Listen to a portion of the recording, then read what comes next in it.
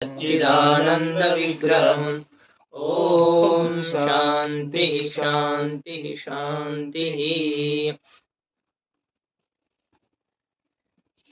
मंगलाचरण के श्लोकों की चर्चा हम लोगों ने की।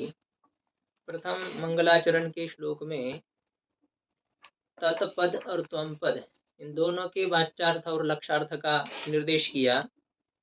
द्वितीय श्लोक में अपने परम गुरुदेव सिंहानंद सरस्वती जो उनको प्रणाम किया। गुरुजी, ये मतलब गुरुजी का और इनका नाम नहीं लेना चाहिए, ऐसा कुछ है ना? जो अब की कोई पूछते हैं तो उनको नाम नहीं लेना ऐसा नहीं, उनको पीछे कुछ विशेषण जोड़ करके फिर उस प्रकार से ले सकते हैं। तो पूछा तो क्या आप कहाँ से दीक्षित है, आपके गुरुदेव का नाम क्या है, तो बताना तो पड़ता ही है। तो उनको फिर ऐसे नहीं बोल करके थोड़ा बहुत आगे पीछे जोड़ करके बोला जाता है। आपके पिताजी का नाम क्या है, तो पिताजी का नाम नहीं लिया जाता है, नहीं लिया जाता, लेकिन कोई पूछ रहा है तो उस प्रकार से वो होता है ना, कहना तो पड़ेगा। तो वो है। हाँ, जब कभी किसी को कोई भी हो तो हम उनके पास पढ़ते हैं तो सीधा ऐसे बोल देना, बार बार कई बार उनका नाम लेना, जबकि आप सब लोग जानते फिर भी आपके सामने नाम लेना ये उचित नहीं होता है। तो उसके लिए कोई व्यवस्था है। सत्यम साधना के स्वामी जी, मंगला कुटीरम के स्वामी जी व कैलाश आश्रम के स्वामी जी, ऐसा एक प्रति व्यवस्था हो सकती है। लेकिन जो लोग नहीं जानते हैं तो उनके लिए नाम लेना भी अनुचित नहीं होता है। उनको प्रणाम करना है तो नाम तो लेना पड़ेगा ना। शंकराचार्य भगवान हमारे क्या है, गुरु है कि नहीं, उसमें तो है ही, जगत गुरु है तो हमारे भी गुरु हैं, तो उनका नाम नहीं लिया जाता है क्या? शंकरम शंकराचार्यम कहते ही है, लिया जाता है, जबकि महापुरुषों का नाम तो लेना ही चाहिए बारंबार। तो ये परम गुरुदेव जो है उनको नमस्कार किया, फिर अपने साक्षात गुरुदेव को नमस्कार किया और अपना परिचय दिया कि जिन्होंने ये चिंतामणि की 10 टीका, उनके ऊपर टीका करने वाली तर्क चूड़ामणि नाम की टीका लिखी, उन्हीं धर्मराज अध्वरींद्र विद्वान के द्वारा, मेरे द्वारा वेदांत अर्थ का अवलंब करने वाली, वेदांत के प्रतिपाद्य विषयों को विषय करने वाली ऐसी जो परिभाषा है, तो उस परिभाषा का लेखन किया जाता है मंदों को बोधित करने के लिए, मंदों के ज्ञान के लिए। ये ग्रंथ के लेखन का प्रयोजन क्या है, तो उसके लिए कहते प्रयोजनम निर्दिशति, प्रयोजन का निर्देश करते टीका में। किस लिए ग्रंथ लिखा गया ग्रंथकार के द्वारा? हाँ, बोधाय, ज्ञान के लिए। हाँ? मंद बुद्धि वाले जो ब्रह्म सूत्र जैसे गंभीर विषयों का ग्रहण करने के लिए सक्षम नहीं है। उपनिषदों की व्याख्या है, उसमें क्या है, उपनिषदों के विषय उपस्थित होने चाहिए, उनके ऊपर कैसे विचार हो रहा है, बहुत सूक्ष्मता है ब्रह्म सूत्र में और विस्तृत है।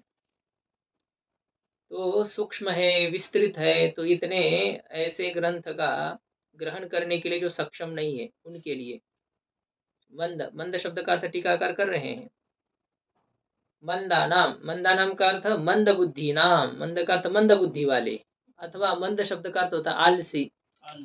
अब इतना ब्रह्म सूत्र कौन पढ़े, तो उसके लिए वेदांत परिभाषा ठीक है, 1-2 महीने में चाहे जितने ढीले भी चले तो मूल मूल ग्रंथ 2 महीने में आराम से हो जाता है। अब ब्रह्म सूत्र को यदि पढ़ना है तो साल भर लगेगा, कौन इतना समय दे? हाँ? तो क्या अष्टादश है क्या वो ब्रह्म सूत्र की? मंद बुद्धि नाम, जो मंद बुद्धि वाले हैं उनको क्या आलसी में? ऐसी बात नहीं, चल रहे आप लोग तो आलसी नहीं कहे जा सकते हैं। तो मंद बुद्धि नाम, मंद बुद्धि है जिनकी, ऐसे उनके लिए, उनके ज्ञान के लिए, उनके तत्व ज्ञान के लिए। और अलसानाम इतिवा, तो मंद शब्द के 2 अर्थ कर रहे हैं, या तो मंद बुद्धि वाले समझिए अथवा अलसानाम जो आलसी है, तो उनको बोधाय, उनके ज्ञान के उत्पत्ति के लिए। ल जो है उसमें रलय और अभेद करके अरसानाम ऐसा अर्थ कर सकते नहीं, अभेद अर्थ करना क्या होता है, जब वो रहते हैं शब्द तब अर्थ करने की बात होती है, ऐसा लोक में प्रयोग नहीं किया जाता। डलयो हो रैक्यम, रलयो हो, डलयो है डकार और लकार का एक रलय और अभेद। प्रलयोर अभेदः। एक श्लोक आपको बोला था ना जी, किसमें किसमें अभेद होता है। वकार बकार हम्म, रकार लकार हाँ, टकार डकार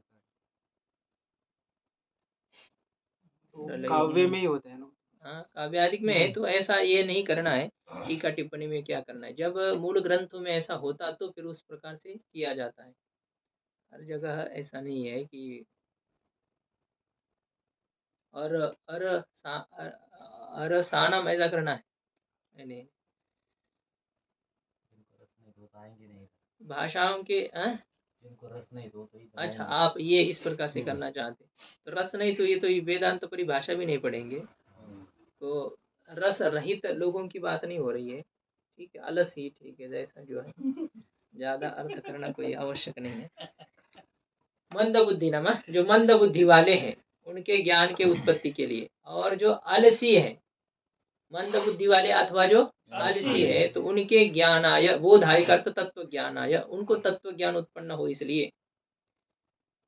यद्यपि बुद्धिमताम अनलसानाम सूत्र भाष्यादिकं बोधे साधनम अस्तेव, तथापि मंदानुग्राहक अयम ग्रंथ इति बोधनाय मंदानाम इत्युक्तम। श्लोक में जो मंदानाम शब्द का प्रयोग किया है वो किस लिए किया है, तो कह रहे यद्यपि जो बुद्धिमान है, तीक्ष्ण बुद्धि वाले हैं, और जो आलस रहित हैं, ये सब जगह नहीं रहता है। आलस भी ना हो और तीक्ष्ण बुद्धि हो, ऐसा जो होता है तो वो तो फिर बहुत आगे बढ़ जाते हैं। किसी की बुद्धि तीक्ष्ण है तो बहुत आलसी है, कोई आलस बिल्कुल नहीं करते लेकिन बुद्धि तेज नहीं है, ऐसा होता है। और कोई तो ऐसे है, न बुद्धि तेज है न कोई प्रयत्न का कोई मतलब है, कुछ करना नहीं है, ऐसे होते थर्ड क्लास जो है ना, मतलब नीचे घटिया क्वालिटी के जो लोग हैं, तो वो इस प्रकार के, न बुद्धि में तीक्ष्णता है न पुरुषार्थों में कोई ऐसी तीव्रता है। जब दोनों भी बातें घटती है ना, कि बुद्धि की भी तीक्ष्णता है और पुरुषार्थ में भी तीव्रता है, तो बहुत जल्दी वो आगे कुछ न कुछ बढ़ जाते हैं। दीर्घ कालता तो अपेक्षित होती है इसके लिए।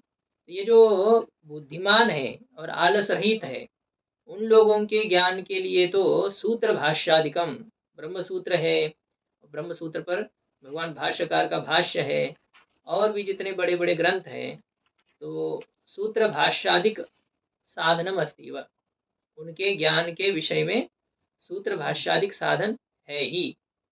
यद्यपि उनके लिए साधन है, तथापि तो भी मंदानुग्राहक अयम ग्रंथ, तो भी यह ग्रंथ कैसा है, मंदों के प्रति अनुग्रह करने वाला है। इति बोधनाय, इस प्रकार से ज्ञान कराने के लिए मंदानम इत्युक्तम, मंदानम इस पद का प्रयोग किया गया, मंदानम यह कहा गया। भले उन लोगों की उपयोगी ना हो लेकिन सामान्य लोगों के लिए तो उपयोगी है। तो ऐसा ही है, तो हमारे ग्रंथ के अधिकारी वे ही हैं जो मंद है। ठीक है, लेकिन आपका ग्रंथ ज्ञान कराने के लिए सक्षम है, ये हम कैसे निर्धारित करें, ज्ञान इससे कैसे हो सकता है।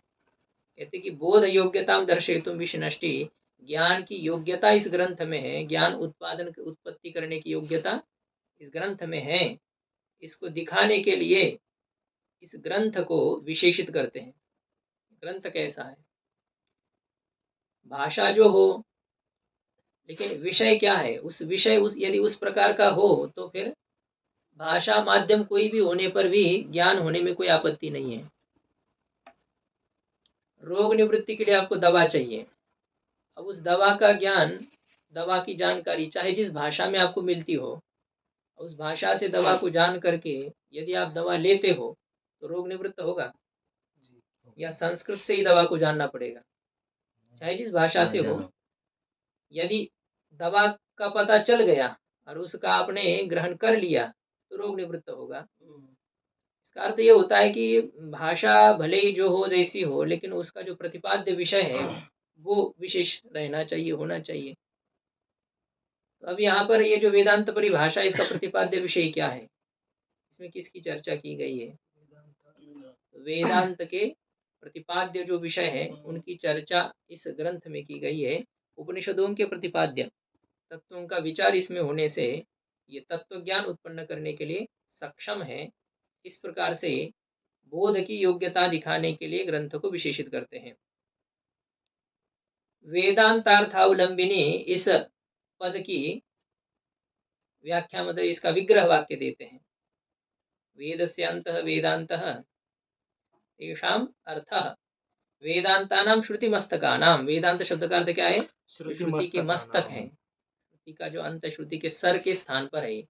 वेद भगवान एक यदि पुरुष की कल्पना करेंगे तो ये इस पुरुष शरीर में सबसे प्रधान अंग कौन सा होता है? सर है। सर प्रधान माना जाता है। तो उसी प्रकार से वेद में प्रधान भाग है उपनिषद, उनको श्रुति का मस्तक कहा जाता है। यदि यह ना होना तो फिर किसी का कोई परिचय ही नहीं रहेगा। सर ना हो तो ये ऊपर वाले से परिचय होता है। यदि ऊपर वाला रहेगा तो पता चलेगा अरे ये तो अमुक का है, ये हो जाता है। तो ये श्रुति के मस्तक, श्रुति के जो सर के स्थान पर विद्यमान ऐसे जो उपनिषद है, उन उपनिषदों के अर्थान अवलंबितुम शीलम अस्याहा। तो उनके प्रतिपाद्य विषयों को आश्रय करना, विषयत्वेन आश्रय करना शील है जिसका, स्वभाव है अस्याह। अस्याह कस्याह? श्रुते है। श्रुति के सर नाम वेदांत उपनिषद, उनके प्रतिपाद्य विषयों को आश्रय करना स्वभाव है जिसका। जिसका किसका? जिस वेदांत परिभाषा परिभाषायाः, अस्याः परिभाषायाः। ऐसी ये जो परिभाषा है तो इस परिभाषा में ऐसा है वेदांत के प्रतिपाद्य विषय को आश्रय करना स्वभाव है जिसका, शीलम अस्याः अस्ति, शील जिसका है। तो ऐसे उस वेदांत परिभाषा को कहेंगे वेदांतार्थावलंबिनी अस्ति इति तथा। इसलिए वो परिभाषा कैसी है? वेदांतार्थ का आश्रय करने वाली अवलंबिनी है। एवं च अस्य समस्त वेदांत तात्पर्यार्थ प्रतिपादकस्य इतर संक्षिप्त ग्रंथई अगतार्थता इति बोध्यम। इस प्रकार से यह जो ग्रंथ है यह क्या है? संपूर्ण वेदांत के तात्पर्य अर्थ का प्रतिपादक है। संपूर्ण वेदांत के तात्पर्य अर्थ का प्रतिपादक यह ग्रंथ है। और इसलिए इतर संक्षिप्त ग्रंथ अगतार्थता, संपूर्ण वेदांत के तात्पर्य अर्थ का प्रतिपादक इस ग्रंथ में इतर संक्षिप्त ग्रंथों के द्वारा अगतार्थता है। अन्य जो संक्षिप्त ग्रंथ है ना, उससे ये इसका विषय ज्ञात हो ही गया है, इस प्रकार से नहीं है। क्योंकि ये केवल किसी वेदांत के कुछ विषय पर ही प्रकाश हो ऐसा नहीं, संपूर्ण वेदांत के तात्पर्य अर्थ का प्रतिपादक है ग्रंथ। भले ही विषय वस्तु इसमें संकुचित लग रही है कि प्रमाण है, प्रयोजन है और विषय है, तीन विषयों की चर्चा इसमें हो रही है, लेकिन वेदांत के तात्पर्य का कोई विषय इसमें छूटा नहीं है। इसलिए अन्य संक्षिप्त ग्रंथों से इसकी अगतार्थता है, अचरितार्थता है। अन्य भी तो सूक्ष्म ग्रंथ है, संक्षिप्त ग्रंथ है, तो आपके वेदांत परिभाषा की क्या आवश्यकता? इस प्रकार से नहीं समझना चाहिए, क्योंकि वे ग्रंथ संपूर्ण वेदांत के तात्पर्य अर्थ के प्रतिपादक नहीं है। ये संपूर्ण वेदांत के तात्पर्य अर्थ का प्रतिपादक है। इसलिए इस ग्रंथ में अन्य संक्षिप्त ग्रंथों की अपेक्षा से अगतार्थता है, अचरितार्थता है इति बोध्यम। इस प्रकार से समझना चाहिए। एवं देवता गुरु प्रणति पुरस्सरं ग्रंथकरणं प्रतिज्ञाय इदानीं करिष्यमाण ग्रंथस्य शारीरक मीमांसया संगतिं द्योतयितुं ग्रंथ प्रतिपाद्यं दर्शयति। इस प्रकार से देवता और गुरु किनको प्रणाम किया? पंचदशीकार ने अपने उपास्य को भी और गुरु को भी प्रणाम किया। वेदांत परिभाषा का धर्मराजा अध्वरींद्र ने दोनों को प्रणाम किया। प्रतिपाद्य तत्व भले ही ब्रह्म हो, लेकिन व्यवहार में सबको यथा योग्य सम्मान देना ही पड़ता है, सूचित किया जाता है। शिष्टाचार है तो प्रणाम करना पड़ेगा। देवता और गुरु इन दोनों को प्रणति पुरस्सरम, देवता च गुरुश्च, देवता गुरु अथवा देवता च गुरवश्च, देवता गुरवः तेषां प्रणतिः, देवता गुरु प्रणतिः, देवता गुरु प्रणतिः पुरस्सरम पूर्वम सरदिति पुरः सरदिति पुरस्सरः, पूर्वकम ऐसा अर्थ होता। देवता गुरु प्रणति ही पूर्वम यस्य ग्रंथकर्णस्य तद्ग्रंथकर्णम देवता गुरु प्रणति पुरस्सरम। प्रणति सुबंध है तीन। क्या है प्रणति? 3 प्रत्यांत स्त्रियां तीन। देवता और गुरु इनके प्रणाम पूर्व में है जिसके, इस प्रकार का जो ग्रंथ करना है। ग्रंथ के आरंभ में क्या होता है, क्या है यहाँ पर? देवता और गुरु को प्रणाम किया है। तो देवता गुरु का प्रणाम ही पूर्व में है जिसके, इस प्रकार का यह जो ग्रंथ करना है, ग्रंथ का लेखन है, तो इस ग्रंथ के करने की प्रतिज्ञा करके, ग्रंथ लेखन की प्रतिज्ञा करके, इदानीम अब क्या करते हैं, करिष्यमाण ग्रंथस्य, जो किया जाने वाला है ग्रंथ, जिसकी निर्मिति करनी है, ऐसे उस ग्रंथ के प्रतिपाद्य को दिखाते हैं। ग्रंथस्य शारीरक मीमांसया संगतिम द्योतयितुम, इस ग्रंथ का शारीरक मीमांसा के साथ संबंध है। हाँ, करिष्यमाण ग्रंथस्य का अन्वय है, ग्रंथ प्रतिपाद्यम उसके साथ नहीं, करिष्यमाण ग्रंथस्य संगतिम द्योतयितुम, जो ग्रंथ रचा जा रहा है उस ग्रंथ की शारीरक मीमांसा नाम ब्रह्म सूत्र, तो उस आत्म विषयक विचार है जिसमें ऐसी जो क्या ऐसा जो ब्रह्म सूत्र है, शारीरक मीमांसा उसको कहते हैं। शरीरे भवः शारीरः, शारीरेव शारीरकः, तस्य मीमांसा शारीरक मीमांसा। अब उसके शारीरक मीमांसा करने वाले ग्रंथ को भी शारीरक मीमांसा ऐसा कह दिया गौण रूप से। तो इस ग्रंथ का शारीरक मीमांसा जो ब्रह्म सूत्र है, उस ब्रह्म सूत्र के साथ संगति को सूचित करने के लिए, संबंध को सूचित करने के लिए ग्रंथ प्रतिपाद्यम दर्शयति, इस ग्रंथ के प्रतिपाद्य को दिखाते हैं। पता चलेगा कि ब्रह्म सूत्र में जिसकी चर्चा है उसी की चर्चा यहाँ भी है, इसका मतलब इस ग्रंथ का उसके साथ संबंध है। शारीरक आत्मा, शरीरे भव शारीरः, शारीरेव शारीरकः, आत्मा है। तो उस ब्रह्म सूत्र के साथ इसकी संगति दिखाने के लिए, या तो ये भी हो सकता है शारीरिक मीमांसा को, ब्रह्म सूत्र को रहने दीजिए, आत्म विचार के साथ संगति दिखानी इसकी, ये भी कर सकते हैं। मीमांसा यानी पूजित विचार है, आत्म विषय का पूजित विचार के साथ इसका संबंध सूचित करने के लिए ग्रंथ के प्रतिपाद्य को दिखाते हैं।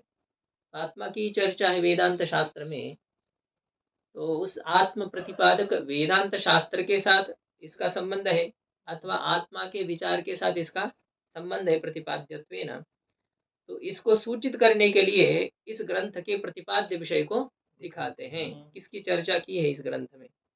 हाँ, तो मूल में बताते हैं क्या विचार है इस ग्रंथ में। यह खलु धर्मार्थ काम मोक्षाख्येषु चतुर्विध पुरुषार्थेषु मोक्ष एव परम पुरुषार्थः। खलु, खलु का अर्थ आप बताएंगे आगे, वाक्यालंकार में है ये, इसका कोई अलग से अर्थ नहीं है। इस जगत में 4 पुरुषार्थ हैं, धर्म अर्थ काम और मोक्ष। तो ये जो धर्म अर्थ काम और मोक्ष नामक चतुर्विध पुरुषार्थ हैं, 4 प्रकार से पुरुषार्थ है। पुरुषैः अर्थ्यते प्रार्थ्यते इति पुरुषार्थः, पुरुष के द्वारा जिसको चाहा जाता है।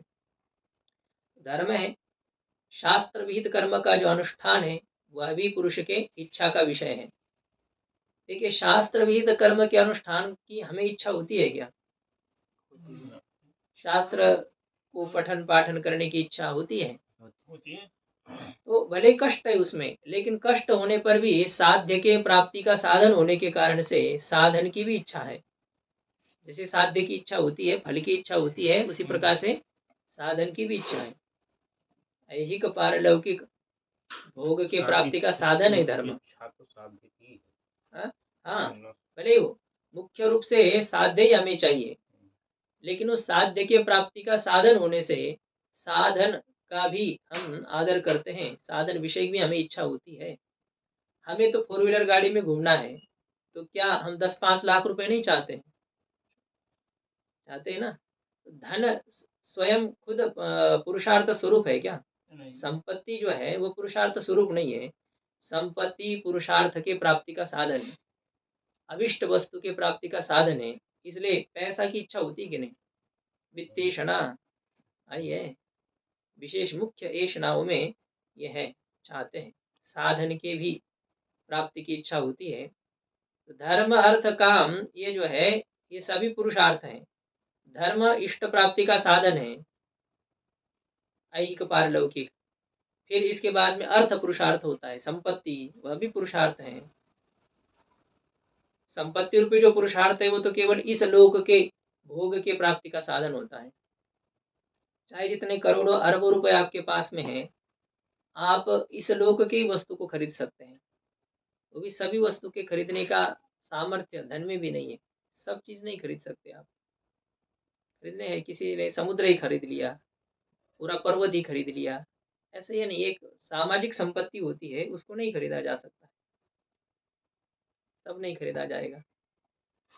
जो हो भोग्य पदार्थ को तो इस लोक के काफी मात्रा में आप खरीद सकते हैं संपत्ति के द्वारा। और काम काम का अर्थ होता है भोग्य पदार्थ, इस लोक के भोग्य पदार्थ अथवा परलोक के भोग्य पदार्थ। अब ये भी एक विचारणीय है, देखो धर्म के द्वारा तो इस लोक के और परलोक के दोनों प्रकार के भोग्य पदार्थों की प्राप्ति होती है, और अर्थ के द्वारा केवल इस लोक के भोग्य पदार्थ की प्राप्ति होती है। या तो धर्म हम कमाते इसलिए कि परलोक के भोग हमें मिले, और पैसा हम इसलिए कमाते कि इस लोक के भोग हमें मिले। धर्म से परलोक के भोग की प्राप्ति और अर्थ से इस लोक के भोग की प्राप्ति। ये भोग्य पदार्थ को जब हम चाहते हैं तो उनके ये दो साधन हैं, धर्म और अर्थ। और धर्म ऐसा है, वैसे तो धर्म आगे वाले तीनों का साधन है। धर्म करने से पैसा भी प्राप्त होता है, धर्म करने से भोग्य वस्तु की भी प्राप्ति होती है, और धर्म करने से मोक्ष की भी प्राप्ति होती है। लेकिन वस्तु दृष्टया धर्म का प्रधान प्रयोजन अपवर्ग है, धर्मस्य अपवर्गस्य, भागवत में आया। धर्म का प्रमुख प्रयोजन मोक्ष है और नहीं है अर्थ, ऐसा अथवा भोग्य पदार्थ, ये धर्म का वस्तुतः प्रयोजन नहीं है। धर्म किसे कहते हैं? वेद प्रतिपाद्यत्वे सति प्रयोजनवत्वे सति अर्थवत्वम। चोदना लक्षणो धर्म यतो अभ्युदय निश्रेयस सिद्धि धर्म, जिससे ऐहिक पारलौकिक उत्कर्ष की प्राप्ति हो उसे धर्म कहते हैं। वेद वेद कर्मजन्यो धर्म। हाँ वो तो पुण्य है, यहाँ पुण्य परख नहीं लेना है, वेद विहित कर्म को ही धर्म कहना है। तो धर्म है, अर्थ है, काम है, और अंतिम पुरुषार्थ है मोक्ष। इन चार प्रकार के पुरुषार्थों में मोक्ष एव परम पुरुषार्थ, मोक्ष ही परम पुरुषार्थ है। टीका में देखिए, यह यानी अस्याम परिभाषायाम, अच्छा इस जगत में नहीं, इसमें यह शब्द का अर्थ कर रहे इस परिभाषा नामक ग्रंथ विशेष में क्या है। वैसे तो यह का अर्थ वैसे इस जगत में मोक्ष ही परम पुरुषार्थ है, तो ये भी ठीक ही था। यहाँ जितने पुरुषार्थ है उसमें सबसे श्रेष्ठ पुरुषार्थ, उत्कृष्ट पुरुषार्थ मोक्ष पुरुषार्थ है, निरतिशय सुख स्वरूप है, आत्यंतिक दुख की निवृत्ति स्वरूप है। तो इस प्रकार का पुरुषार्थ और कोई नहीं है। तो टीकाकार तो यह शब्द का अर्थ इस परिभाषा में, इस वेदांत परिभाषा में या इस वेदांत शास्त्र में मोक्ष ही सर्वोत्कृष्ट पुरुषार्थ है। जैसे भक्ति शास्त्र में जाएंगे आप तो वहां पर क्या बताएंगे? भक्ति ही सर्वोत्कृष्ट पुरुषार्थ है। पूर्व मीमांसा शास्त्र में धर्म ही सर्वश्रेष्ठ पुरुषार्थ है, ऐसा कहेंगे। स्वर्ग, उनके लिए स्वर्ग जो होता है वही परम पुरुषार्थ हो जाएगा। तो यहाँ मोक्ष ही परम पुरुषार्थ है वेदांत शास्त्र में। खलु खलु इति वाक्यालंकार, खलु जो पद दिया है वह वाक्यालंकार, वाक्य की शोभा बढ़ाने के लिए शब्दों का प्रयोग होता है। एक लालित्य आ जाता है भाषा में, आकर्षकता आ जाती है, तो ऐसे शब्दों का प्रयोग किया जाता है। ब्रह्म तज्ज्ञानम तत्प्रमाणम च सप्रपंचम निरूप्यते इति संबंधः। अच्छा, इन्होंने यह का अन्वय मोक्ष ही परम पुरुषार्थ इसके साथ नहीं किया। यह इस वेदांत शास्त्र के प्रकरण स्वरूप इस ग्रंथ में क्या किया जाता है? इस ग्रंथ में आखिरी की पंक्ति देखिए, ब्रह्म तज्ज्ञानम तत्प्रमाणम च सप्रपंचम निरूप्यते, मूल ग्रंथ की। हाँ? जी। तो इस ग्रंथ में ब्रह्म का विस्तार से विचार किया जाता है, ब्रह्म के ज्ञान का विस्तार पूर्वक विचार किया जाता है, और ब्रह्म ज्ञान के जो साधनभूत प्रमाण है उनका भी सप्रपंचम निरूप्यते, प्रपंचेन सह वर्तते सप्रपंचः। पची विस्तार है, विस्तार पूर्वक इनका निरूपण किया जाता है। इन तीन चीजों का विस्तार पूर्वक निरूपण करना है, ब्रह्म, ब्रह्म का ज्ञान और ब्रह्म ज्ञान के प्रति साधनभूत प्रमाण, इन तीन वस्तुओं का विस्तार पूर्वक इस ग्रंथ में निरूपण किया जाता है। इति संबंध, तो यह का अन्वय उस पंक्ति के साथ है। आगे मूल में लिखा था कि इस 4 प्रकार के पुरुषार्थों में मोक्ष ही परम पुरुषार्थ है। क्या प्रमाण है इसमें? न च पुनरावर्तते, श्रुतियों में ऐसा पाठ है, इन्होंने लिखा न स पुनरावर्तते, वह फिर पुनरावृत्ति को प्राप्त नहीं होता है। यद गत्वा न निवर्तन्ते, जिसको प्राप्त करने पर फिर वापस नहीं आना पड़ता है, तत्व साक्षात्कार होने पर उसको वापस नहीं आना होता है। इति श्रुत्या, इस श्रुति के द्वारा तस्य नित्यात्वावगमात्, उसके नित्यत्व का ज्ञान होने के कारण से, तस्य कस्य मोक्षस्य, मोक्ष में नित्यता का ज्ञान होने के कारण से। गुरुजी धर्म अर्थ काम ये अनित्य है, अनित्य है कह रहे आगे, इतरेषां त्रयाणां प्रत्यक्षेण अनित्यत्वावगमात्, इतर जो 3 पुरुषार्थ है उनमें प्रत्यक्ष प्रमाण से अनित्यता का ज्ञान होने के कारण से। वैसे आप देख रहे हैं, हम अनुभव कर रहे हैं, हमारे पास जो संपत्ति है वह शाश्वत है क्या हमारे साथ?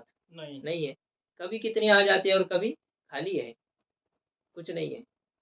तब आगमाप आई है, अस्थिर है लक्ष्मी, टिकती नहीं है कहीं पर भी, चंचलता ही लक्ष्मी का दोष है, किसी के पास नहीं रहती है। धर्म तो नित्य हो सकता है। धर्म भी नित्य नहीं है, धर्म भी उत्पन्न होता है, हम करते हैं, अनुष्ठान करते हैं, तो धर्म की उत्पत्ति होगी। पूर्व जन्म से चला आ रहा हो तो पूर्व जन्म में क्या, फिर इस जन्म में क्या, तो चला ही आ रहा है ना। तो वही ना, लेकिन बनाया जाता है, फिर पुराना वाला नष्ट हो जाता है, फिर आप दूसरा करते हैं, फिर वो भी चला जाता है, उसको जब आप भोगते हो तो खत्म हो जाता, समाप्त हो जाता है ना।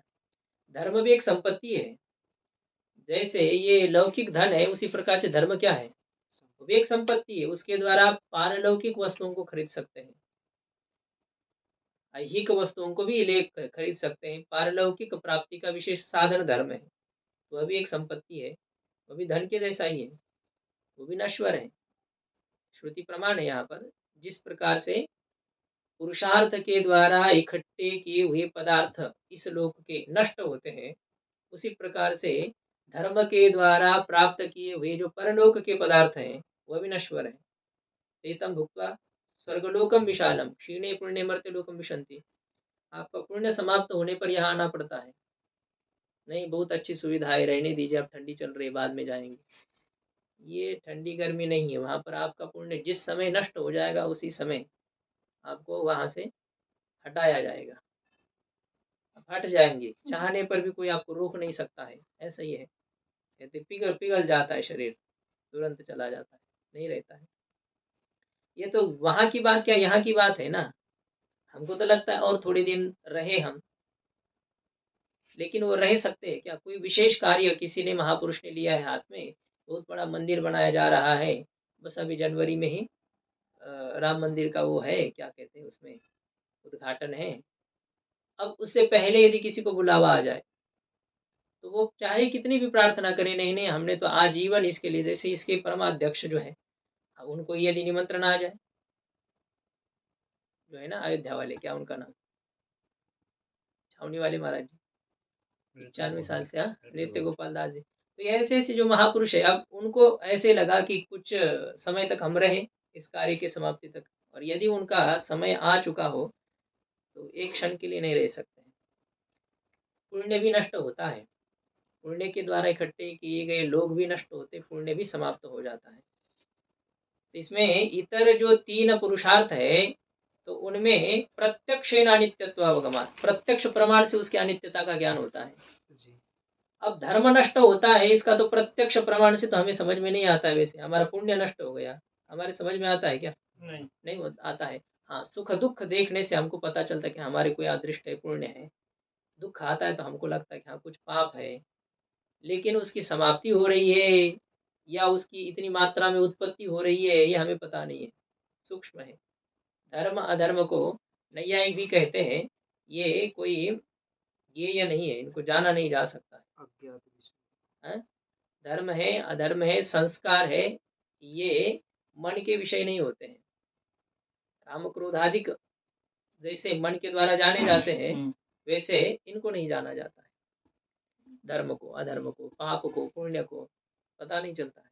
अनुमान तो कर सकते हैं ना, हाँ, तो वही तो अनुमान तो होता है, कह ही रहे वो तो वैसे। उनका ही विषय है ना, हाँ, तर्क का ही विषय है, मतलब प्राय। तर्क का विषय है मतलब अनुमान तो उनका ही प्रयोग करेंगे ना। हाँ, तो उनका क्या, उनकी अपनी निजी संपत्ति है क्या, बापूती थोड़ी है उनकी, खरीद लिया अनुमान उन्होंने। है एक प्रमाण है, सभी प्रमाण वेदांती नहीं मानते क्या अनुमान प्रमाण तो है। उस अनुमान प्रमाण से तो ज्ञान होता है, लेकिन प्रत्यक्ष प्रमाण से उनको जाना नहीं जाता है। प्रत्यक्ष का विषय नहीं है धर्म अधर्म। इतरेशम त्रयाणाम प्रत्यक्षेण, इतर जो तीनों हैं धर्मादिक, उनमें प्रत्यक्ष प्रमाण से अनित्यत्व का ज्ञान होता है।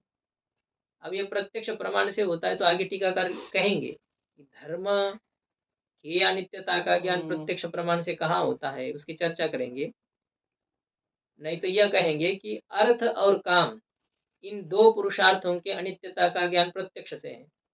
पैसा और भोग्य पदार्थ स्थायी है क्या? नहीं है, चले जाते आते रहते हैं और टिकते नहीं है हमारे पास में। हमारे शरीर भोग का उपकरण साधन स्वरूप, ये शरीर भी तो स्थायी नहीं है, भोग्य पदार्थ कोई स्थायी नहीं है। धर्म अनित्य है, इसके लिए ये आगे वाला प्रमाण दे रहे, श्रुति प्रमाण दे रहे हैं। तद यथेह कर्मचितो लोकः क्षीयते एवमेव अमुत्र पुण्यचितो लोकः क्षीयते। वह जिस प्रकार से यह यहाँ इस लोक में कर्मचितः लोकः, कर्म के द्वारा इकट्ठे किए गए जो लोक, लोक्यन्ते भुज्यन्ते थी लोकाः व लोकः न भोगः, भोग्य पदार्थ। तो इस लोक में कर्म के द्वारा, सत्कर्म के द्वारा इकट्ठे किए हुए जो भोग्य पदार्थ है, उनका नाश होता है कि नहीं? होता है। उनका नाश हो जाता है। एवमेव, इसी प्रकार से अमुत्र पुण्यचित लोक क्षीयते, उस लोक में पुण्य के द्वारा इकट्ठे किए गए जो भोग है वह भी नष्ट हो जाते हैं।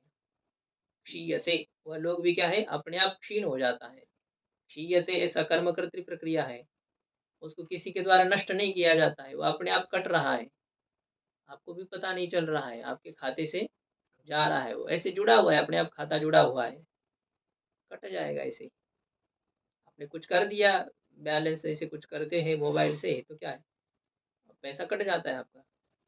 ऐसे ये वहां पर कटता रहता है। तो पुण्यचित, पुण्य के द्वारा इकट्ठा किया गया जो लोक है ना, भोग्य पदार्थ है, वह भी नष्ट हो जाते हैं। तो का म्हणे त्यांचे कळले आम्हा वर्म, जे जे कर्म धर्म नाशिवंत, कर्म धर्म से जो इकट्ठा होता है वो नष्ट होता है। यहाँ तक कि ब्रह्मादि का जो पद है वह भी अस्थाई है, स्थिर कोई नहीं है। एक परमात्मा को छोड़ करके सब अस्थाई है, सब जाने आने वाले हैं।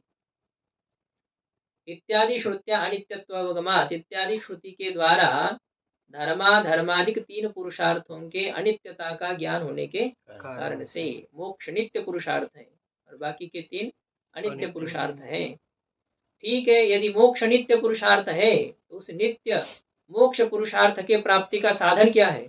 किससे मोक्ष की प्राप्ति होती है? ब्रह्म ज्ञान से। सच ब्रह्म ज्ञानात्, वह मोक्ष पुरुषार्थ किससे होता है? ब्रह्म ज्ञान से होता है। इसमें आपके मूल ग्रंथ में न स पुनरावर्तते ऐसा है या न च पुनरावर्तते? न स पुनरावर्तते। न स पुनरावर्तते, वैसे तो पाठ नहीं है, दो में देखा मैंने, न च पुनरावर्तते ऐसा है, न च पुनरावर्तते, न च पुनरावर्तते, च है। सच ब्रह्म ज्ञानात्, अब वह जो मोक्ष पुरुषार्थ है, वह मोक्ष पुरुषार्थ किससे प्राप्त होता है? तो गुरुजी चकार से पीछे से भी कुछ आ रहा होगा। नहीं, वो इधर उधर नहीं, इतना ही देख लीजिए। अभी पीछे से आना है मतलब वो ग्रंथ खोलना है क्या? तो वो फिर से वापस नहीं आता है।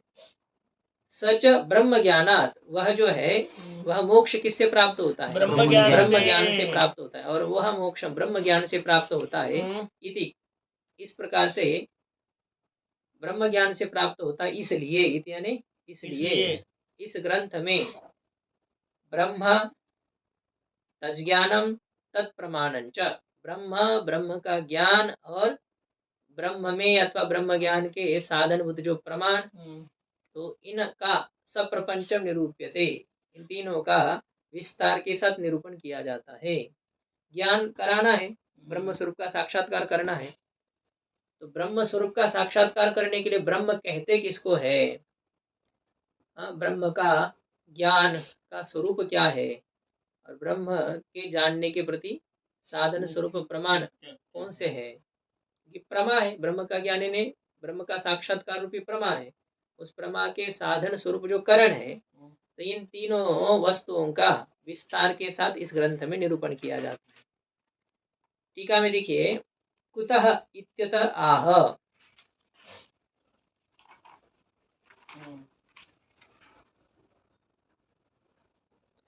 इस ग्रंथ में ब्रह्म ज्ञान और उसके प्रमाण स्वरूप इन तीन विषयों का विस्तार के साथ निरूपण किया जाता है। क्यों किया जाता है, कुतः, तो इस प्रकार की शंका होने पर कहते हैं,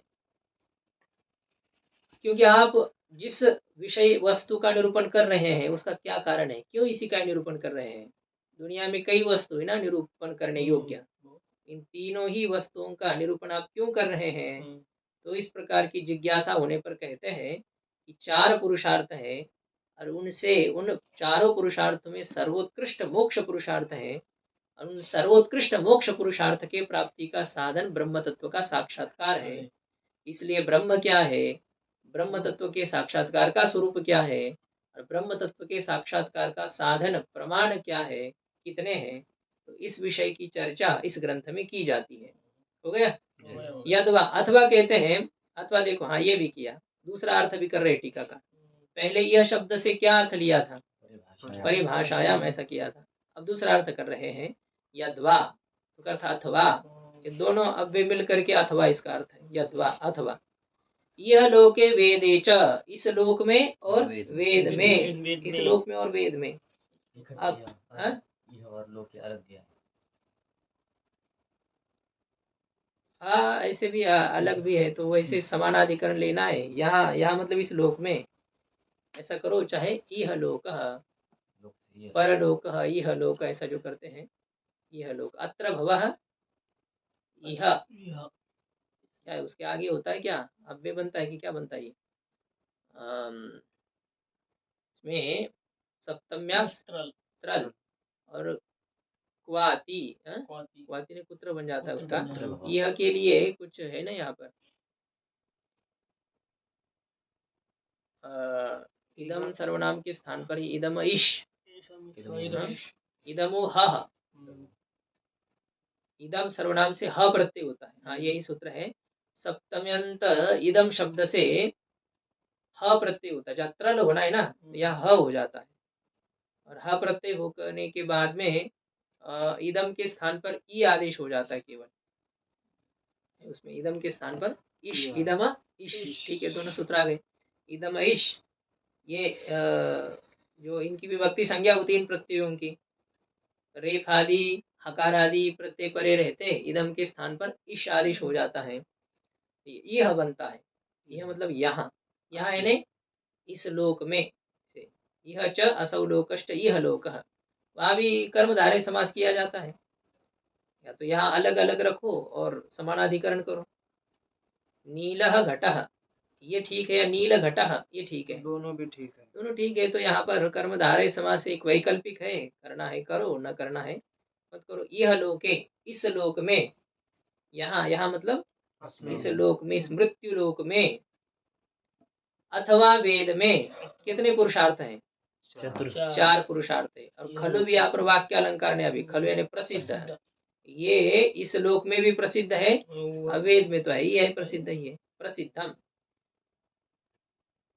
प्रसिद्ध कौन है, धर्मार्थ काम मोक्ष संज्ञकेषु चतुर्विध पुरुषार्थेषु, धर्म अर्थ काम और मोक्ष संज्ञा है जिनकी, ऐसे जो चार प्रकार के पुरुषार्थ हैं, उन पुरुषार्थों में, पुरुषार्थ शब्द का क्या अर्थ होता है, पुरुषैहि अर्थ्यमानेषु, पुरुषों के द्वारा अर्थ्यते प्रार्थ्यते पुरुषार्थः, पुरुषों के द्वारा जिनको चाहा जाता है, जिनके प्राप्ति के लिए पुरुष के द्वारा पुरुषार्थ किया जाता है, प्रयत्न किया जाता है।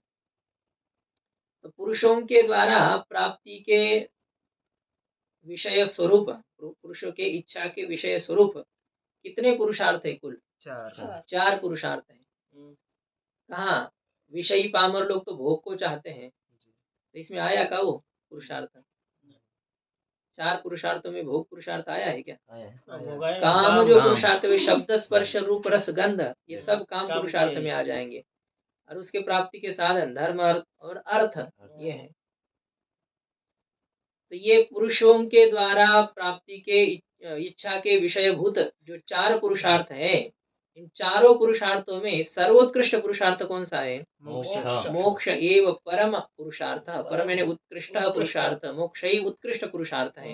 तो मोक्ष में जो परमत्व है, उत्कृष्टत्व है, वो क्या है? परमत्वं च निरतिशयत्वे सति क्षय शून्यत्वम, सातिशय न्यूनाधिकता न होते हुए जो क्षय से रहित हो, जिसका कभी विनाश न होता हो। कि अन्य जितने पुरुषार्थ है ना, उसमें न्यूनाधिकता है।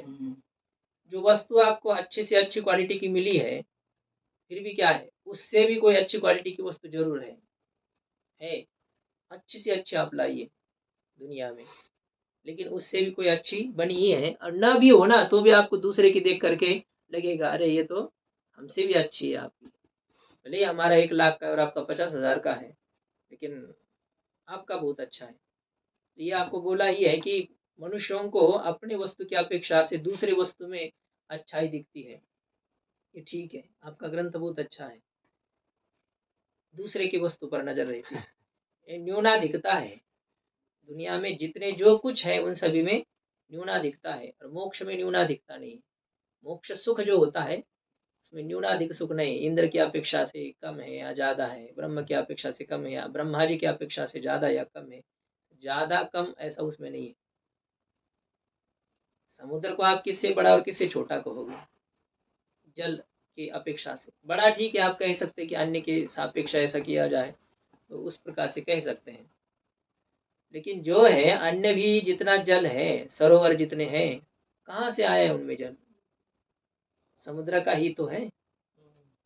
इसलिए आप समुद्र की तुलना समुद्र की अपेक्षा से न्यूनाधिकता दिखा नहीं सकते हैं। समुद्र न किसी से छोटा है, न समुद्र किसी से बड़ा है, क्योंकि जो कुछ है वो समुद्र का ही है। तो कहने का भाव यह है कि देखो, मोक्ष जो पुरुषार्थ है ना, ब्रह्म का जो स्वरूपभूत सुख है, तो वह सुख किसकी अपेक्षा से अधिक है और किसकी अपेक्षा से कम है? नहीं, सांसारिक विषयों की अपेक्षा से अधिक है कि नहीं? सांसारिक विषयों से होने वाला सुख भी तो ब्रह्म सुख ही है, वो तो अलग थोड़ी है। चित्त वृत्ति की एकाग्रता होने पर, चंचलता की निवृत्ति होने पर थोड़े बहुत स्वरूपभूत सुख की अनुभूति हमको होती है। इसलिए उस सुख की अपेक्षा से मोक्ष सुख विशेष है ऐसा भी नहीं कह सकते, क्योंकि वो वही है ना। वो तो साथ ही आप ही आपसे बड़े और आप ही आपसे छोटे, ये कैसे होगा?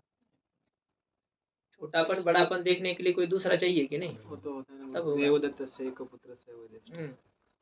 तो व्यवहार करने के लिए उस प्रकार से माना जाता है।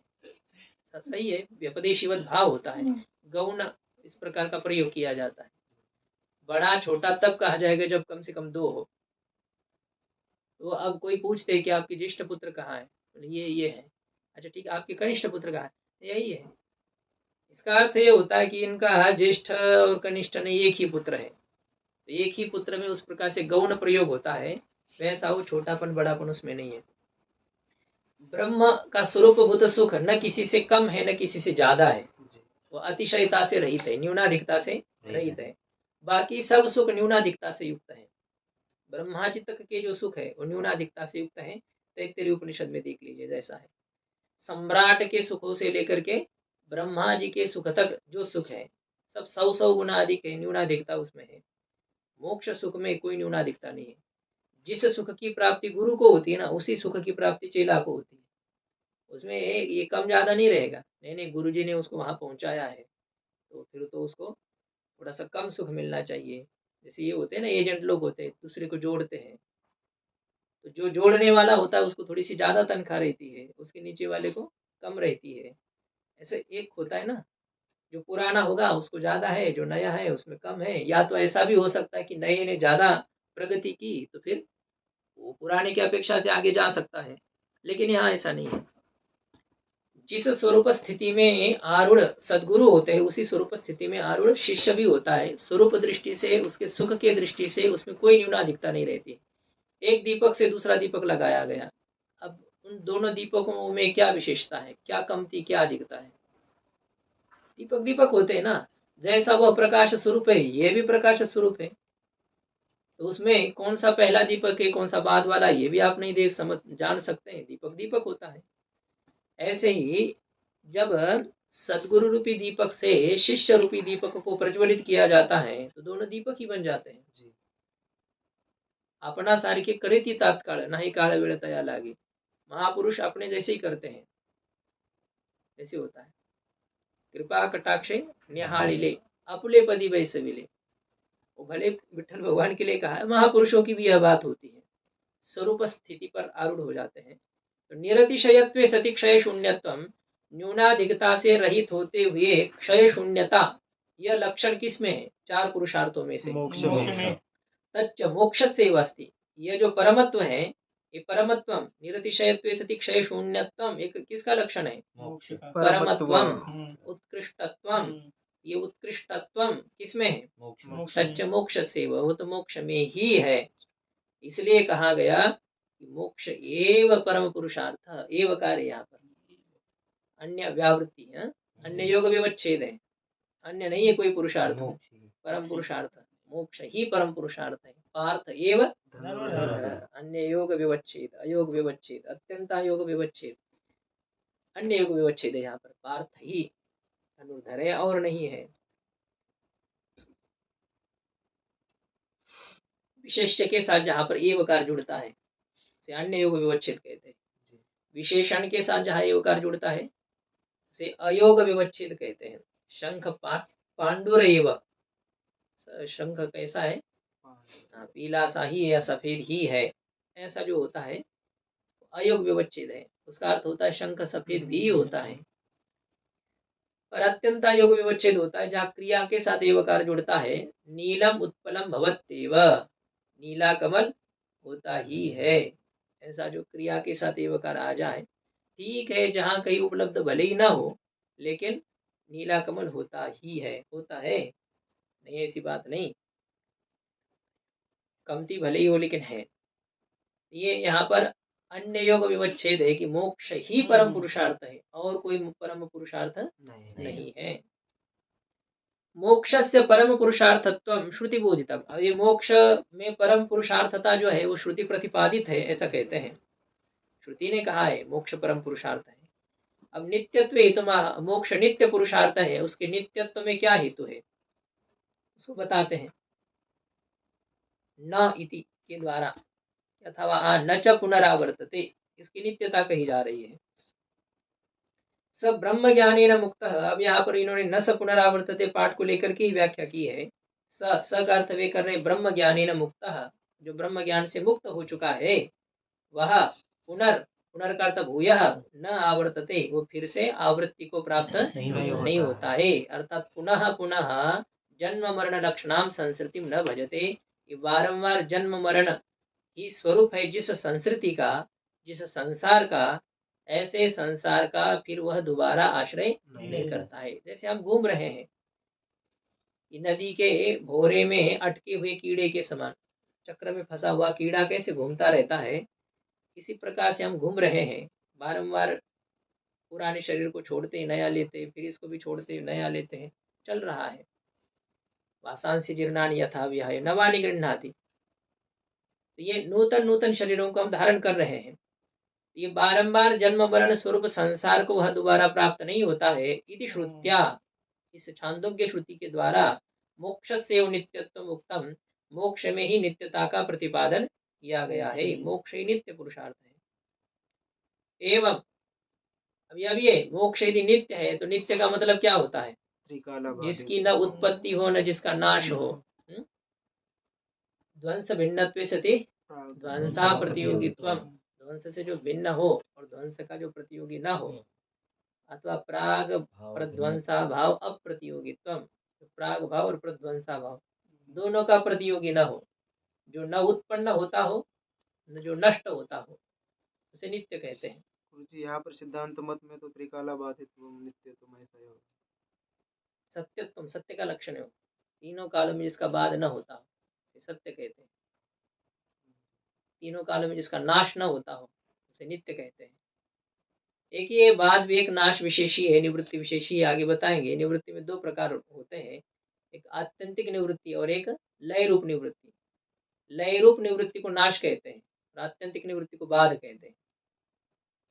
कार्य का कारण में लय हो जाना इसे नाश कहते हैं। नश अदर्शने, घट नष्ट हो गया, अर्थात घट का बाद नहीं हुआ है, घट का अपने कारण में लय हुआ है। घट का बाद नहीं, आप नहीं कर सकते। घट का बाद तो ब्रह्म साक्षात्कार से होगा। जब आप आत्मस्वरूप को जान लेंगे तब घट बाधित होगा। ये लेखनी को भी बाध करने की हिम्मत नहीं है आप में। हाँ, इसको तोड़ सकते हैं, इसका चूर्ण बना सकते हैं आप, इसका बाद नहीं होगा। मिथ्यात्व निश्चय के लिए इसके अधिष्ठान को ही जानना पड़ेगा, तब फिर ये होगा। जब तक इसका अज्ञान है तब तक ये पदार्थ रहेगा।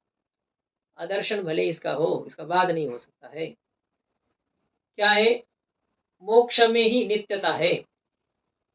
अब एवं मोक्षस्य परम पुरुषार्थत्वे हेतु मुक्त्वा, मोक्ष के परम पुरुषार्थ में क्या कारण है बताइए? न च पुनरावर्तते, नित्यता।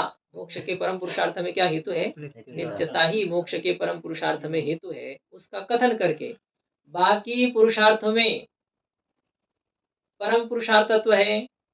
नहीं है। क्यों नहीं है? अनित्यता। धर्मादि त्रयाणाम तद भावे, धर्मादि जो त्रय है, त्रयः अवयवः यस्य समुदायस्य, उस समुदाय को क्या कहेंगे? त्रयः। त्रयः ऐसा कहेंगे।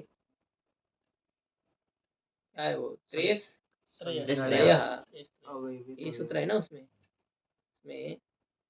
द्वित्रिभ्याम तयस्य अयज्वा, त्रि के स्थान, त्रि से क्या अयच प्रत्यय होता है, त्रय बन जाता। द्वय त्रय, संख्या अवयवे तय अर्थ में। तो ये धर्मादिक जो त्रय है, उन धर्मादिक भी सूत्र है ना, त्रेस त्रय। हाँ, वो तो त्रयाणाम बनने के लिए है, वो तो वहां शायद नहीं है। वो तो आम नाम पढ़ते परे रहते, त्रिको त्रय आदेश हो जाता है। शायद त्रेस त्रय दो सूत्र है, दो सूत्र है। लेकिन ये आयच प्रत्यय करने पर त्रय ये करने की आवश्यकता नहीं है। यस्य तिज सूत्र स्वीकार का लोप हो जाएगा और आयच प्रत्यय मिलाने पर वैसे त्रय बन गया, वो अलग होगा। उसमें क्या चल रहा है हमारा कि धर्मादिक तीनों पुरुषार्थों में तद भावे, तस्या भाव, किसका भाव है? धर्मादिक तीन पुरुषार्थ, परम पुरुषार्थता का, परम पुरुषार्थता का अभाव है। हाँ, परम पुरुषार्थता उसमें क्यों नहीं है? नित्यता न होने के कारण से। ये अनुमान करेंगे, मोक्ष परम पुरुषार्थ कस्मात् नित्यत्वात्। और कोई अन्वय दृष्टांत? हाँ, ऐसा करना पड़ेगा, क्योंकि और कोई परम पुरुषार्थ है ही नहीं। यन्नैवं तन्नैवं यथा धर्मादिवत, अन्य के समान, घटादि पदार्थों के समान। लेकिन धर्मादिक जो है उनमें परम पुरुषार्थता नहीं है। तो उनके परम पुरुषार्थता के अभाव में क्या हेतु है? क्या हेतु है उनके परम पुरुषार्थता के अभाव में? क्या हेतु है? अनित्यता। उस अनित्यता हेतु को कहना है। अब उनकी जो अनित्यता है वो किस प्रमाण से ज्ञात होती है? प्रत्यक्षेण, जो ज्ञात है ऐसी जो उनकी अनित्यता है, प्रत्यक्ष प्रमाण से उनकी अनित्यता का ज्ञान होता है। हम देख रहे हैं ना, क्या वो कहते हैं, आजा मेला पंजा मेला बाप मसना नेला, देखत देखत नातू पंतु तो ही तैसा झाला। आजा, आजा मतलब होता है दादा, और दादा का जो बाप होता है परदादा, उसे कहते हैं पंजा। तो अभी दादा या परदादा रहे है आपके? नहीं। हाँ, न दादा न परदादा। कहाँ गए हो? ऊपर उस स्मशान भूमि में लेकर के उनको जला करके चले आए। और देखते देखते क्या हो गया, हमारे भी पौत्र है, हाँ पुत्र है, वे भी ऐसे ही चले जा रहे हैं, जा रहे, एक एक की नंबर आ जाता है तो चल देता है, उठा करके अपना सब तैयारी हो ना हो, जब है अचानक कभी काम पड़ता है, निकलना पड़ता है, वो सब यहाँ छोड़ देता है, छोड़ना पड़ता है। अनित्यता है इसमें, अर्थ और काम आदि की इसमें तो प्रत्यक्ष प्रमाण से अनित्यता है। और सामान्य तो दृष्टानुमान भी है, यद कृतकम तद अनित्यम इति सामान्य तो दृष्टानुमान, जो जो कार्य है वह अनित्य है। ये जो अनुमान है ना, इसको कहते हैं सामान्य तो दृष्टानुमान। सामान्य तो दृष्टानुमान का मतलब होता है कि कार्य कारण भिन्न लिंगक जो अनुमान होता है, कार्य कारण से भिन्न लिंग है जिसका, जैसे यत्र यत्र धूमः तत्र तत्र वह्नि, इसमें तो कार्य कारण भाव है धूम और वह्नि में, कार्य से कारण का अनुमान होता है, घट है तो मिट्टी है, तरंग है तो जल है, अलंकार है तो सोना है, पट है तो तंतु है, कार्य से कारण का अनुमान। लेकिन जहाँ कार्य कारण भाव के बिना अनुमान होता है, कार्य कारण भिन्न लिंग का अनुमानम, जैसे क्या करेंगे, घट में पृथ्वीत्व की सिद्धि करेंगे, नहीं घट में द्रव्यत्व की सिद्धि करेंगे, पृथ्वीत्व तो है ही, घटः द्रव्यम, घट क्या है, द्रव्य है, कस्मात द्रव्यम, साध्य भी द्रव्य और हेतु भी द्रव्य, घटो द्रव्यम पृथ्वीत्वात्, घटो द्रव्यम पृथ्वीत्वात्, और क्या यन्नैवं तन्नैवं रूपादिवत। तो ये जो पृथ्वीत्व और द्रव्यत्व है, तो हेतु कौन है, घटो द्रव्यम, घट में द्रव्यत्व को सिद्ध किया जा रहा है, हेतु है पृथ्वीत्वम, यत्र यत्र पृथ्वीत्वम तत्र तत्र द्रव्यत्वम अस्ति न वा, नास्ति, यत्र यत्र पृथ्वीत्वम तत्र तत्र द्रव्यत्वम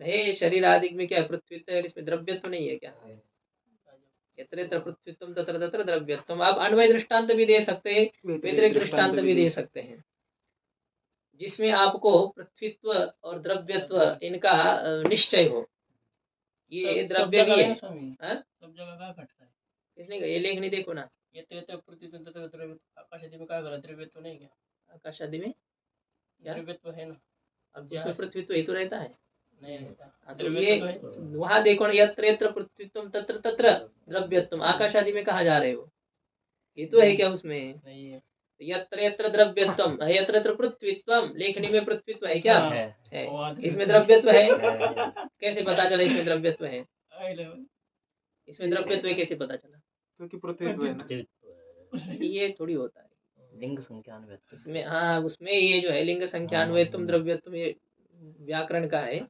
यहाँ है गुणवत्वम, और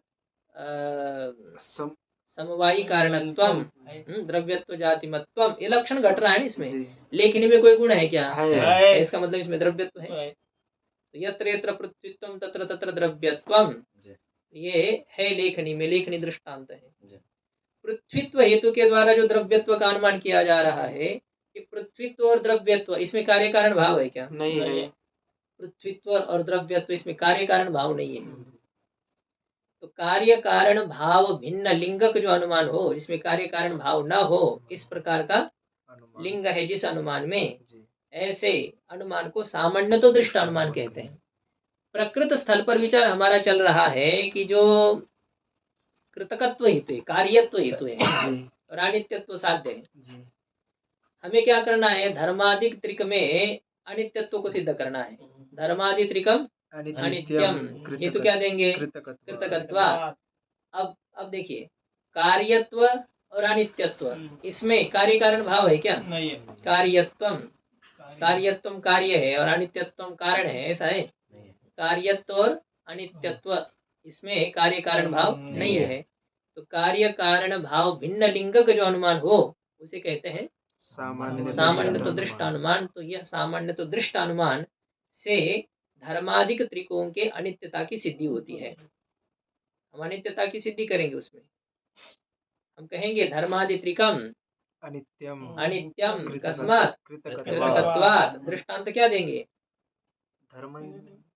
धर्मादि त्रिकों को मतलब पर्वतोवन निमान धूमात पर्वतवत घटा दे सकते हैं द्रव्य कार्य घटादि घट हम्म। दृष्टांत देंगे। देख रहे हैं कि नहीं, घट नष्ट हो रहा है। नष्ट हो रहा है। यत्र यत्र कार्यत्वम तत्र तत्र अनित्यत्वम यथा घटादयः। व्यतिरिक्त दृष्टांत भी दे सकते हैं। यत्र अनित्यत्वम नास्ति तत्र कार्यत्वम नास्ति यथा मोक्ष नैयायिका दीनां मते आकाशादिवत आकाशादि में अनित्यता भी नहीं है और कार्यता भी नहीं है। लेकिन धर्मादि में ऐसा नहीं, धर्मादि में कार्यत्व है और इसलिए अनित्यता भी है। जी तो ये है सामान्य तो दृष्टानुमान। सामान्य तो दृष्टानुमान की 2-3 प्रकार से चर्चा आती है न्याय शास्त्र में। एक तो गतिपूर्वक अन्यत्र स्थित पदार्थ का अन्यत्र देखना है ना। इसमें आया योग सूत्र में चंद्र तारकाणी गतिमंती या चंद्र तारकम गतिमत। क्यों? मेरु अन्यत्र प्राप्ते है, अन्यत्र देखा जाने के कारण से। और उदाहरण हमारे जैसे, हम अभी यहाँ हैं, थोड़ी देर बाद वहां जाएंगे, तो इससे हमारे में गति है कि नहीं है? तो यत्र यत्र अन्यत्र प्राप्तिमत्वम तत्र तत्र गतिमत्वम। तो जैसे हम हैं उसी प्रकार से ये चंद्र तारे आदि भी शाम के समय कहाँ है, सुबह के समय कहाँ है, या सुबह के समय कहाँ है तो शाम के समय सूर्य कहाँ चले जाते हैं। इसका मतलब यह है कि अन्यत्र का अन्यत्र दर्शन होने के कारण से क्या होता है, इसमें गतिमत्व का अनुमान होता है। तो ये जो गतिमत्व का अनुमान है, हमको दिखते हैं क्या चंद्र सूर्य आदि की गति? नहीं, उनकी गति नहीं दिख रही है ना, लेकिन गति का अनुमान हो रहा है, क्योंकि अभी यहाँ है तो थोड़ी देर बाद वहां आ जाएंगे। इसको भी सामान्य तो दृष्टानुमान कहते हैं। और तीसरा अन्वय व्यतिरिक्त अनुमान को भी सामान्य तो दृष्टानुमान कहते हैं। अन्वय व्यतिरिक्त अनुमान, जिस हेतु में अन्वय व्याप्ति भी हो और व्यतिरिक्त व्याप्ति भी हो। जैसे आपको अभी बताया यत्र यत्र कार्यत्वम तत्र तत्र अनित्यत्वम यथा घटादयः। यत्र अनित्यत्वम नास्ति तत्र कार्यत्वम नास्ति यथा आकाश आदि। ये हो गई व्यतिरिक्त व्याप्ति। तो इस हेतु में अन्वय व्याप्ति भी है और व्यतिरिक्त व्याप्ति भी है। ऐसे अनुमान को कहते हैं सामान्य तो दृष्ट अनुमान।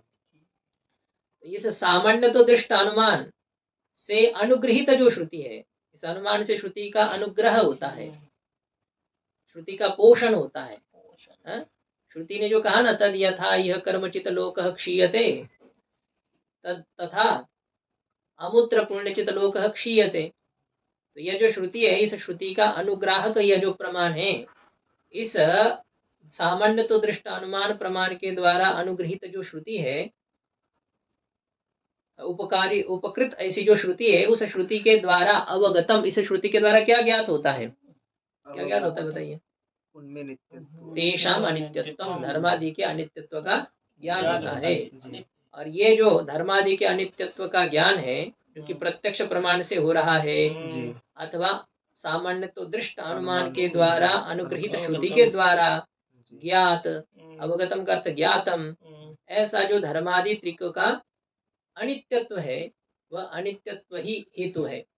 अनित्यत्व ही हेतु है, उस अनित्यत्व हेतु को कहते हैं। हाँ, अब आप मैं पूछता हूँ, वो बताए ये जो अनित्यत्व हेतु इन्हें किस में हेतु दिया जा रहा है? बोल बाबा, जानते हो आप अनित्यत्व हेतु किस में दिया गया? तीन पुरुषार्थ में किस में हेतु दिया गया? धर्मादि धर्मादि में हेतु दिया गया। हाँ जी, किस में हेतु दिया? प्रश्न ही समझे नहीं, प्रश्न ही नहीं समझे। अनित्यत्व ये कह रहे हैं ना, अनित्यत्व हेतु माह, अनित्यत्व हेतु को कहते हैं। तो किस में हेतु कह रही है? अभी जो तीन पुरुषार्थ है उसमें वो कार्य है, इसलिए हेतु दिया गया। कार्य है, कार्य तो क्या अनुमान से द्वारा सिद्ध करना है, कार्य तो है ही उसमें। कार्यत्व हेतु से अनित्यत्व सिद्ध किया। अब जो कार्यत्व हेतु से अनित्यत्व सिद्ध हुआ है, वो अनित्यत्व हेतु है। अनित्यत्व भी क्या है? हेतु है। अनित्यत्व हेतु किस में? संतोष जी आप जानते हो किस में हेतु है? तीन में है ना, तो परम पुरुषार्थ नहीं है, इसमें हेतु है। परम पुरुषार्थ के अभाव में हेतु है। धर्मादित्रिकम न परम पुरुषार्थम, धर्मादित्रिक परम पुरुषार्थ नहीं है। क्यों? बोला था स्वामी, नहीं बोला था, ये धर्मादि इन तीनों में नहीं, धर्मादि तीनों में परम पुरुषार्थ का जो अभाव है, उस परम पुरुषार्थता के अभाव में हेतु है, धर्मादि त्रिक में नहीं। भाव वही तो धर्मादि जो तीन है वो परम पुरुषार्थ के अभाव वाले हैं। क्यों? अनित्यत्वात्। अनित्यत्वा, तो ये अनित्यत्व हेतु को कहते हैं। पहले अनित्यत्व को सिद्ध करना पड़ा, है ना। हेतु यदि असिद्ध हो, हेतु की पहले सिद्धि ना हो, तो ऐसे हेतु से साध्य की सिद्धि हो सकती है क्या? नहीं हो सकती। पहले हेतु को सिद्ध करना पड़ता है, फिर ये होगा। अभिगित शिष्टाचार विषयत्वात्, जैसे हेतु दिया था, मंगलम श्रुति कर्तव्यताकम अभिगित शिष्टाचार विषयत्वात्, तो उसमें अभिगितत्व शिष्टाचार विषयत्व पहले सिद्ध करना पड़ता है, हेतु भी सिद्ध होना चाहिए ना। तो अनित्यत्व हेतु को पहले सिद्ध किया। जी। हाँ, अनित्यत्व हेतु की सिद्धि किस प्रमाण से की? अनित्यत्व की सिद्धि, ठीक है, अनित्यत्व की सिद्धि प्रत्यक्ष से हो गई अर्थ और काम में, और किससे हो गई अनित्यत्व की सिद्धि? यत्कृतकम तदनित्यम। हाँ? यत्कृतकम तदनित्यम। यत्रिकम क्या है? अनित्यत्व के सिद्धि में कौन सा प्रमाण दिया गया? हाँ, क्या है, कौन सा अनुमान है? सामान्य तो दृष्ट अनुमान। धर्मादित्रिकम अनित्यम कार्यत्वात्, इस अनुमान के द्वारा अनित्यत्व की सिद्धि की। और जब अनित्यत्व सिद्ध हो गया धर्मादित्रिक में, तो उस अनित्यत्व के द्वारा धर्मादित्रिक में परम पुरुषार्थ के अभाव की सिद्धि की गई। परम पुरुषार्थ नहीं है, यह सिद्ध किया गया। तो इस प्रकार से ये कहा है अभी इतरेशम, ये जो अन्य तीन है, तो अन्य तीनों में परम पुरुषार्थता नहीं है, क्योंकि अनित्यता का ज्ञान होने के कारण से। ओम पूर्णमदः पूर्णमिदं पूर्णात् पूर्णमुदच्यते पूर्णमेवावशिष्यते। ओम शांति शांति शांति।